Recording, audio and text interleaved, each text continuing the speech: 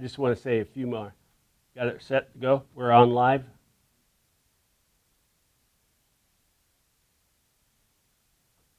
Yes? Oh, okay.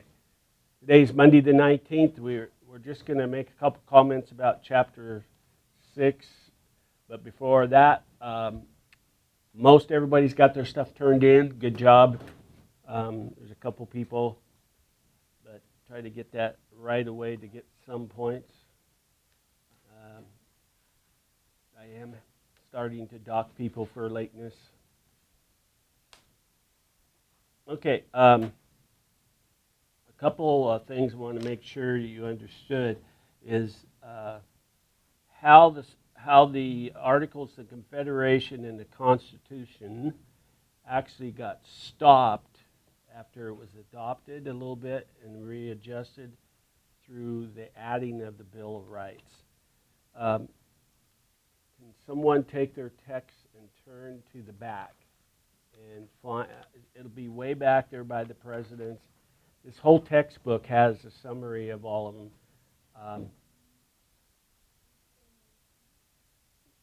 What page? Yeah, well, it's by that, but we're looking for is the Bill of Rights, which is the amendments. Okay, that is A11. Okay, I just want to paraphrase a couple of those just so you get you. But the Bill of Rights is crucial to the deployment or the ability for the Constitution to work. And by attacking it or taking away from it what it is set in kind of stone right now, what's going on in history and with the election coming up in a couple of weeks. Our forefathers really saw how important that was. And I know politically it was probably done by accident because they wanted to please everybody. Those that were against the way it originally was written in the final adoption of it. So keep that in mind when we look at a couple of these. What I wanted to read to the class is this. Back on page 84. By 1789, one phase of the American political experimentation had come to an end. During these exciting years, the people gradually and often learned that in a Republican society, they themselves were also sovereign. We talked about the sovereignty of states and how important that was, and we talked about just getting a federal form of a government to have rules and regulations to go by, and then it gets more advanced, of course. They could no longer blame the failure of their government on inept monarchs and greedy aristocrats, like Great Britain, which we just now broke away from. So, just want to make sure. Americans had demanded a government of the people, and to discovering through the 1780s, in some situations, the people could not be trusted with power. Okay? That majorities can and minorities could, and the best government could be abused by either side. Close the door. All right, they had the good sense, therefore, to establish an effective system of checks and balances. Okay, I mentioned your checks and balances before, who could veto who. There is a pattern that you're supposed to follow. Trump has learned very well how to go in and out. He's not violating basically any laws, but he's using some things that a lot of past presidents didn't even want to bother with, and maybe they should have. But this guy is so much different, we're not used to it. We're used to somebody, well, of course he always wears a suit and tie, but says the right thing and maybe not do the right thing or doesn't do what you say. It's still hard to do that in this political setup now in history and then what is happening today. Almost done with this. But the critical thing, effective system of checks and balances. Who can counter who and who can do what. The country's prospects seemed even brighter when Benjamin Franklin captured the national mood during his final moments of the convention. As the delegates came forward to sign the document, he observed that there was a sun carved on the back of Washington's chair. What does this have to do? I have often in the course of the session looked at the sun behind the president without being able to tell whether it was rising or setting, but now at length I had the happiness to know that it was rising and not setting.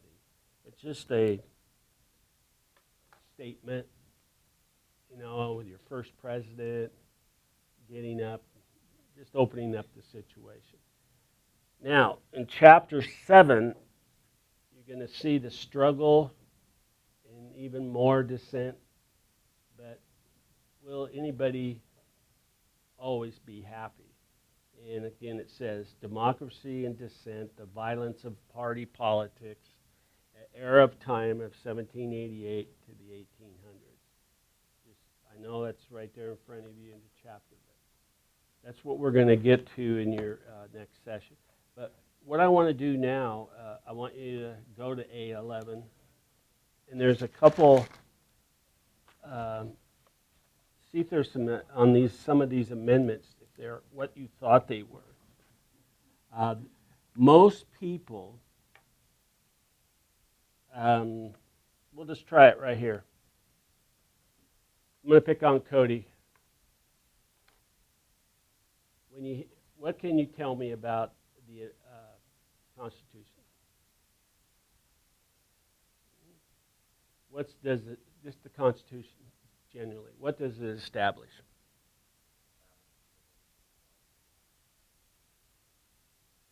Okay, if I'm a foreigner and you're trying to tell me I want to come to the United States and you're going to help me become a citizen and all this kind of stuff, it's not just but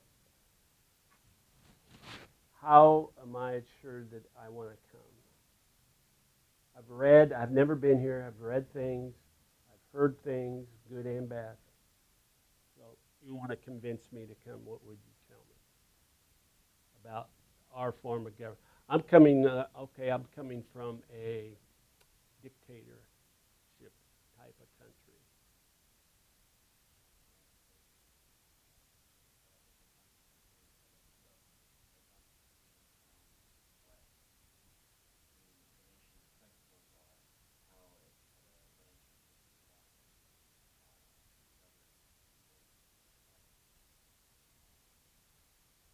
But Cody, I'm play rolling.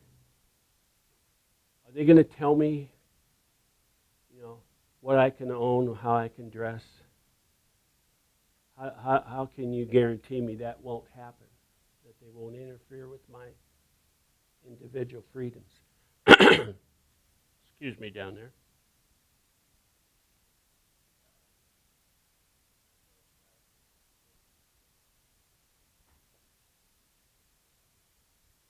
Okay. And the Bill of Rights are written in stone, like the Ten Commandments,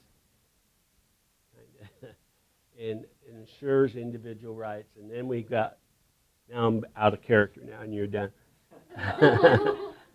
Good job, by the way. But I keep sliding on this chair. Somebody listen. But there's more than just 10 amendments in the Bill of Rights. But the amendments are what? What do they represent in the Constitution? He kind of said it already. What? I heard someone's good. Go ahead, guess. Can't be wrong.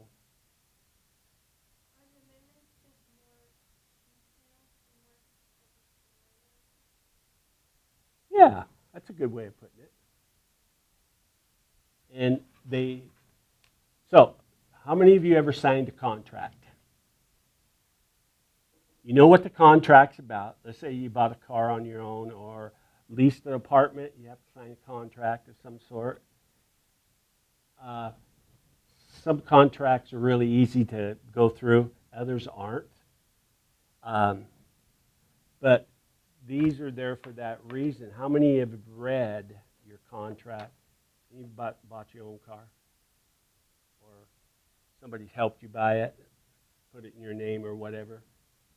Have you really looked? Okay, apartment? But did you read the fine line? Oh, you got to wait. You got to give them at least 39 days notice, not 30-day notice. You know, that kind of stuff. So the amendments are things that go beyond the basic Constitution to ensure certain powers and rights. And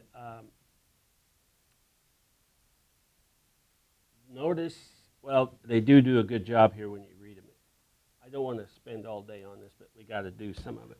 Okay, First Amendment, Congress shall make no laws respecting an establishment of religion and prohibiting the free exercise thereof. Abridging the freedom of speech, press, and the right of the people peacefully to assemble and to petition the government for readdress of grievances.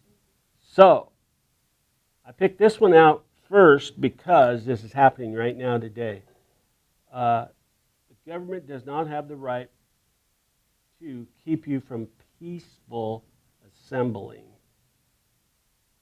Now, some people like to ignore what was happening.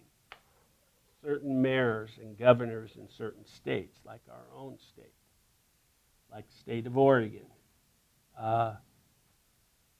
And, of course, we have a president is a little different. And sometimes instead of, which he did do at the governor's convention, say, okay, if you need any help in this or this, you know, sort of like, give me a call. But sometimes he just took the bull by the horn and just did it anyway. And he can do that on the powers that he has in order for the safety of people. That's that gray area that you see, like the one in Minnesota, where he stepped in with the National Guard. So, but notice the first one gave you certain individual rights. Number 2, a well-regulated militia being necessary for the security of the free state and the right of the people to keep and bear arms shall not be infringed. Now that's the one that's people out there say, you're not going to take my rights away to bear my own arms. Now, it means a lot of different things. So if you're a hunterman and you like to hunt deer or elk or go goose hunting, duck hunting, pheasant hunting, you know, if you did not have that amendment, you could not bear your own arms. Only the militia could. Only the stated, like our Army, Navy, which is what it's turned out like. Okay, let's jump.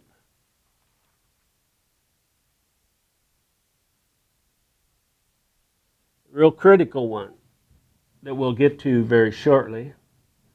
13, page A12. Neither slavery nor involuntary servitude, except as punishment for crime, whereof the party shall have been duly convicted, shall exist within the United States or any place subject to their... Okay, what's subject to their jurisdiction mean?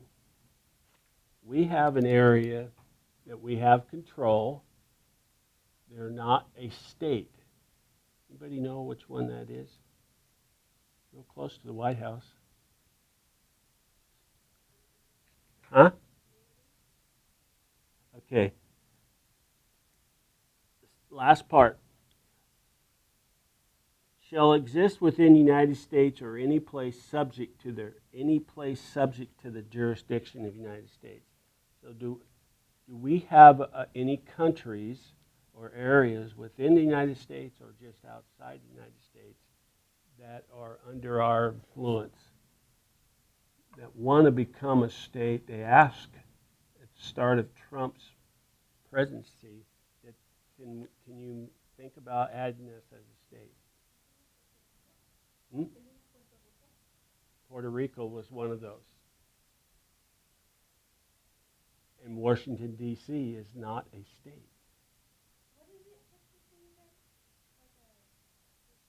A district. And they get to vote. They have voting rights.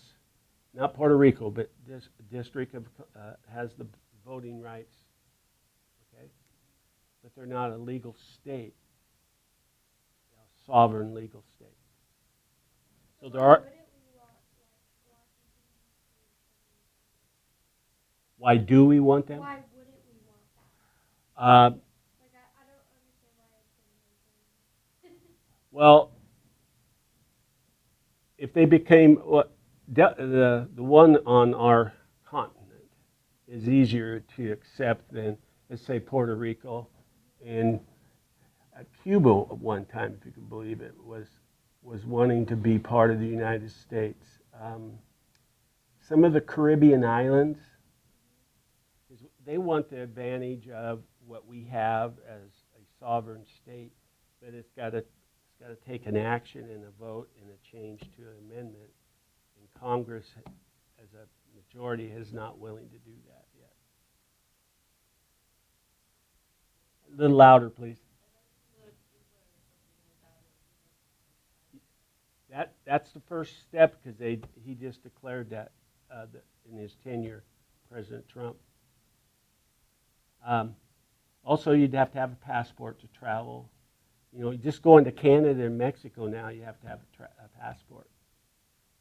When we go on our cruises, you know, we go ashore, the Caribbean islands or any place, you have to have your passport.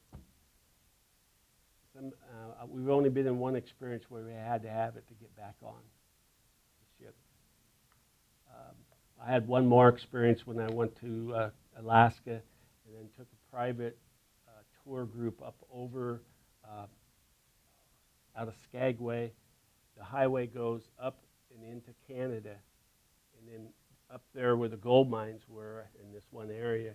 That's why they took us up there. But you had to have your passport, because when you turned around and came back, then they check you. In the old days, not too long ago, you know, go through Spokane, just go on up to Banff, and it's a nice place. You know, you wouldn't have to be. You go through a checkpoint, but you didn't have what they have nowadays. So. But it's a check and balance. I want to do one more if I find it real quick. Number 20. Here's one. Well, I'm going to do two. They're real short. Amendment number 19, adopted in 1920. The right of citizens of the United States to vote shall not be denied or abridged by the United States or any other state on account of sex. Took that long for you girls to vote. They do amend the amendments sometimes. The Congress shall have the power to enforce this article by appropriate legislation, which they did. The one I want to talk about is the next one, number 20. And I'm a term limit guy now. The terms of the President and Vice President shall end at noon on the 20th day of January. And the terms of the senators, Okay, but there's a section 2, 3, 4, 5, 6. You know, people trying to save grace, so to speak, and make adoptions and adaptions for people in order for it to pass. Now, where I'm at personally, and you can have your own point of view, but that's part of history, is I am now heavily leaned on term limits for our senators and for our representatives. And I think I expressed that already. You know, you don't want You don't want me in there for 45 years. Started when I was 35, and I'm starting my 80s, and I'm still in Congress. But there's different reasons, obvious age and experience does help, but there is a time. And then over here in the Tri-Cities, there's a bar.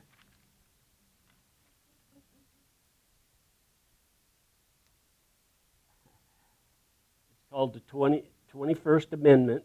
As you go to the end of Columbia Drive, past the shopping center, on the left there's a little bar. I always thought this was comical. I've only been in there once, but that's when it first opened, and I had quit drinking now. Amendment 21, the 18th article of the Amendment of the Constitution is hereby repealed. Oh. The transportation and importation in the state territories for the use therein of intoxicating liquors in violation of the law is hereby prohibited. It's just a drinking thing. I mean, that you can have legalized alcohol, sell it.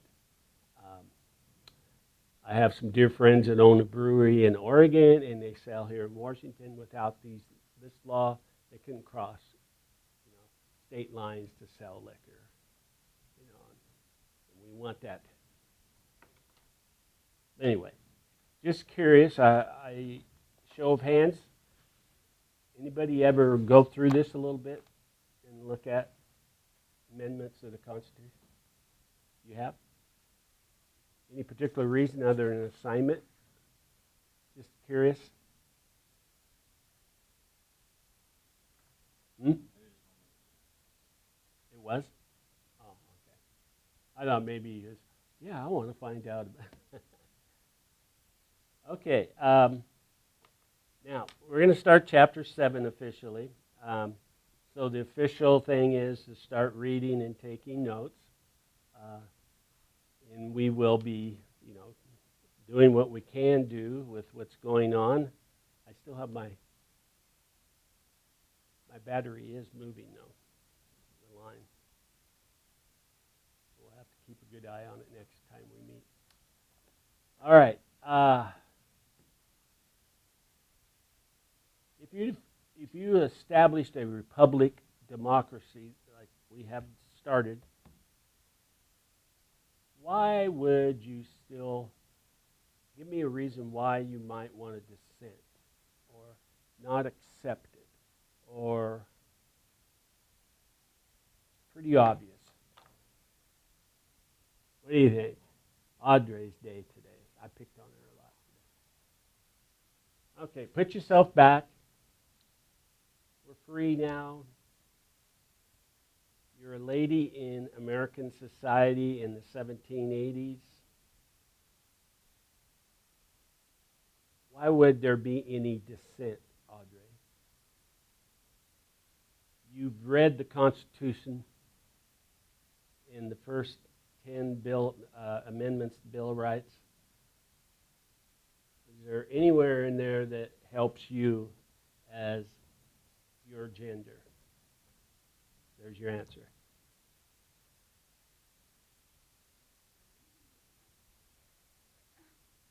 Really? Oh. Okay. We switched from reading the amendments back to the discussion of the start of the chapter. And mine's just a food for thought question. We have set the stage of a new republic with a new government.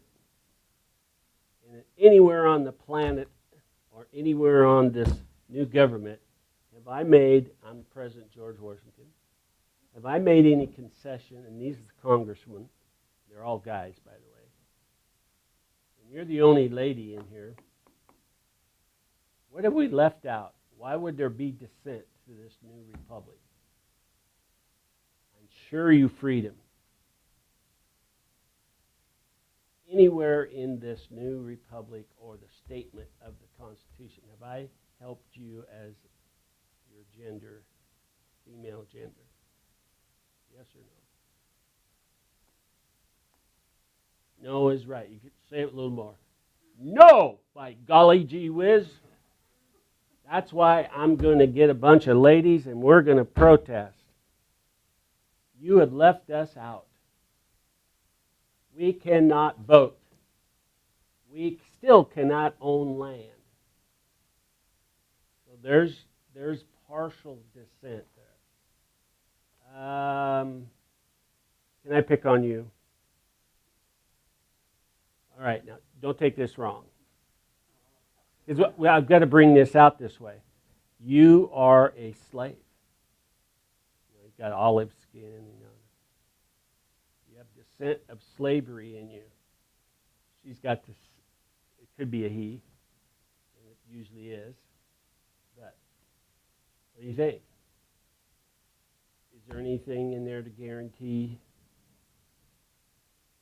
you any rights? Not that you can guess right now, okay? Now, have you been freed? In some states, very good answer.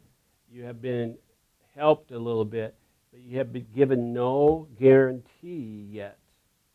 And our next big clash is going to be over that, and our next big war among ourselves. So, we've done pretty good establishing a republic government to get away from Great Britain and monarchs, and France and monarchs and kings and queens. But we got some more problems, and that was my whole point. Democracy and dissent. I thought democracy was pretty perfect, but it isn't. Now, and I'm just covering the title here. Now, let's go to the next part. The violence of political parties. Okay. Off the top of your head, as we finish chapter 6, what was the primary party?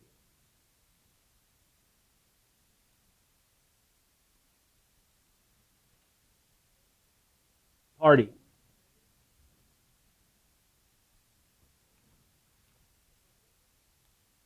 Don't think Republican, Democrat, but yeah, a Republican can be part of it, but they become part of, there was a pamphlet, protest, Federalists, right. Federalists are a Republican form of the party right now, and then they didn't have a name, they just called them anti-Federalists. Okay. We have not established what we know as our two-party system, but we're about to, and it's going to be called some other things before it gets, besides some bad words, but it's going to be called some other things. And one of the things, and it didn't stick, thank goodness, although it may not have been bad,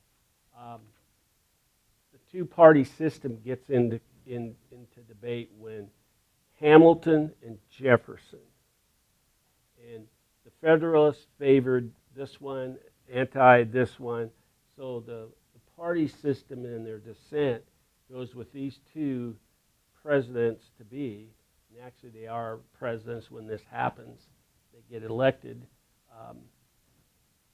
but the party system is slow to evolve in what we know it as today. Sometimes you were called something else. This is not true, but you might have been called a Whig, and the Whigs would join which group, anti or Federalist, and pretty soon, for the sake of naming something, it sticks to them. And a lot of people got confused just of the word republic and Republican. They're two different things right now. They have the Republican Party, but it's not the Republic. We're the Republic, the United States. Republic of the United States of America. Okay? Under the Pledge of Allegiance to the Republic of the United States versus a socialistic state or a communistic state. So over that era of confusing of republic and republicanism. All right. Now, when you come back,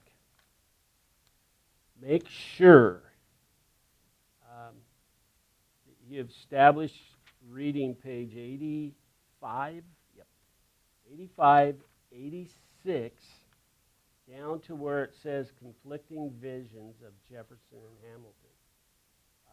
There's some stuff in that 2 pages I want to make sure you have. And there's that word there, pragmatism.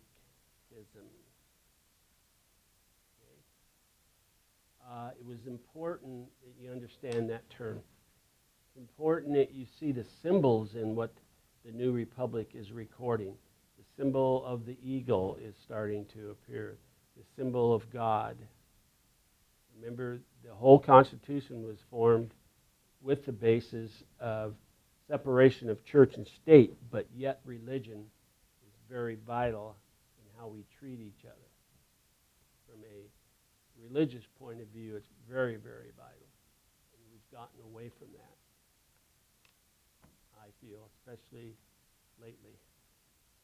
We've been taking the God out of everything. It's sad, you know. You defend, you almost anything you say or do sometimes offends somebody, or depending on your gender too. Kind of sad that we've gotten away from that. And that's my little preach there. Yes, dear. Okay, turn the page. Just turn the page over. Pragmatism.